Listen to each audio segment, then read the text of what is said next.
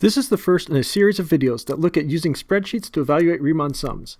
Each time we do it, we will introduce another layer of complexity and functionality to our spreadsheet. We're specifically doing this in Google Sheets, but that will only become important at the highest level when we use AppScript.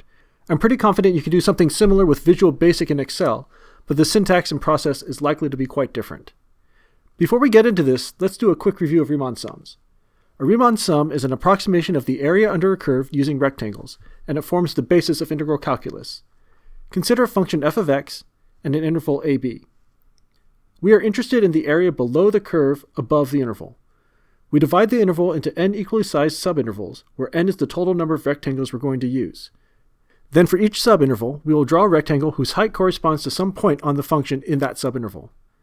There are some options here, as we can pick the height to be the left side, the right side, in the middle, or even randomly.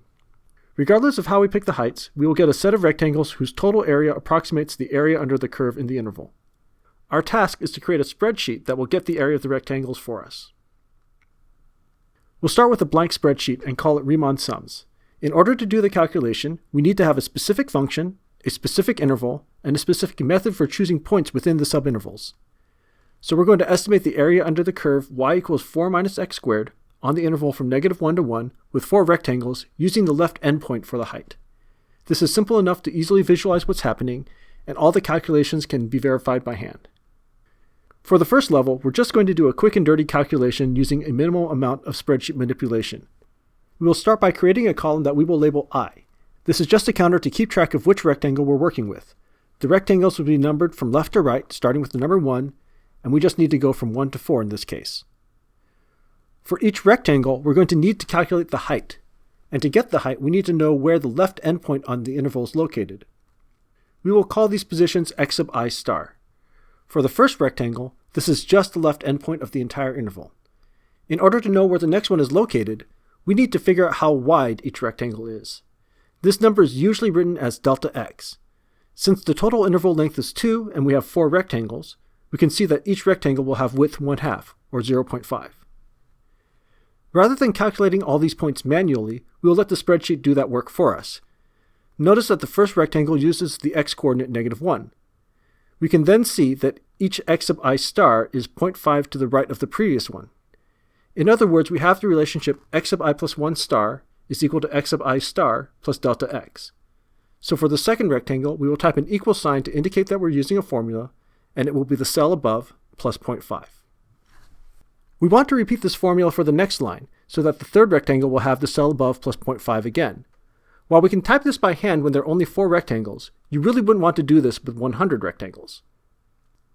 A quick way to apply the same formula working down a column is to click on the bottom right corner and drag down. This will autofill the formula while maintaining the relative relationship between the cells. In other words, we will always have the cell above plus 0.5. This gives us the list of x-coordinates that will give us the height, so now all we need to do is calculate those heights. So we'll make a new column for f of x sub I star. The function is 4 minus x squared, so we need each of these values to be 4 minus x sub I star squared. Sometimes Google Sheets tries to be smart and predict that you're going to want to autofill formulas. You can accept the suggestion, but I always double check them just to make sure they look right. Now that we have the heights of the rectangles, we can also get the areas by multiplying each of these by the width. We will label this column a sub I for the area of the ith rectangle. Once again, we'll use a formula to do the calculation. Earlier we had calculated the width of the rectangles to be 0.5, so we'll just set the first cell equal to 0.5 times the cell to the left.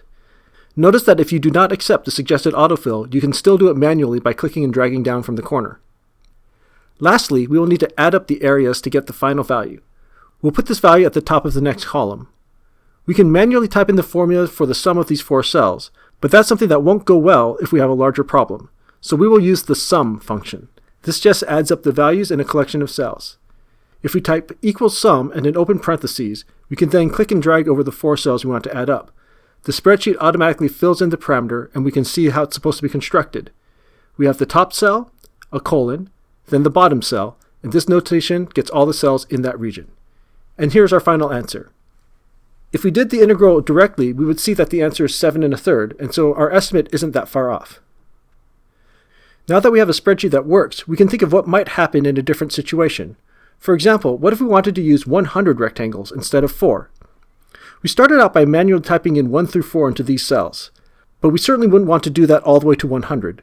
Fortunately, the autofill is smart enough to capture a pattern like this, so if we highlight these 4 cells, we can drag down and the computer should be able to figure out what we want. Notice that it can be a little clumsy getting to exactly 100 like this, but it can be done with a little patience. Next, we need to think about changes to our formulas. All the columns need to be extended to the right length, but we will also need to go in and change some of the values. The x sub I star values depend on delta x, which is now 0.02, and so we need to update the formulas here. Notice I made the typo the first time and had to go back and fix it. This is one of the dangers with manual entries of values like this.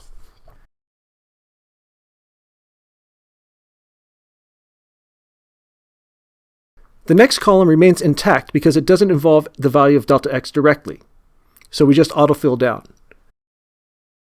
But the area does use it, so we need to update it there too.